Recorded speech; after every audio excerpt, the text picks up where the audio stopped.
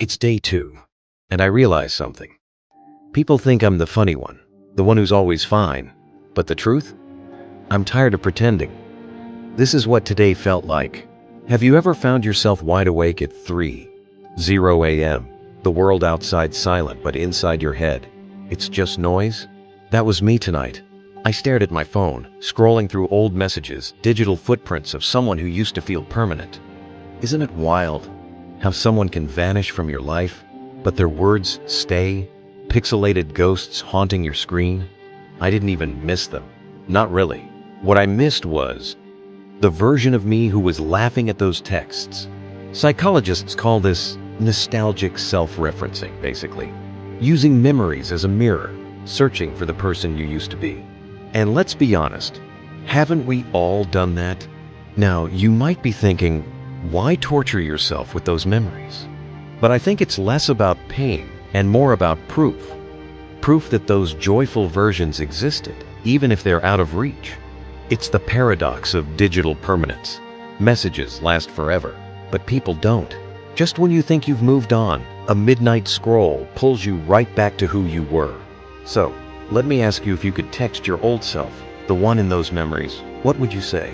Would it be advice, a warning, or maybe just, hey, I still remember you? Morning hit, but I barely noticed. The alarm was background static white noise in a mind already tired. Breakfast? Skipped. And then came the call. Are you eating well? My mom asked. Without hesitation, I said, yeah, of course. Funny how reflexive that little lie is, right? Why do we do it? Sociologists call it impression management, the way we curate responses to protect both ourselves and others from discomfort.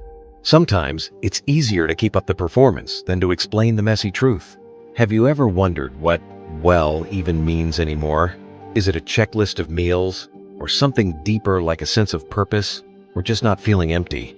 Now you might be thinking, just tell her the truth. But let me tell you a story. The last time I tried to explain, it became a loop of worry, questions, and advice I wasn't ready to hear. Sometimes, silence feels safer, but in that silence, something gets lost.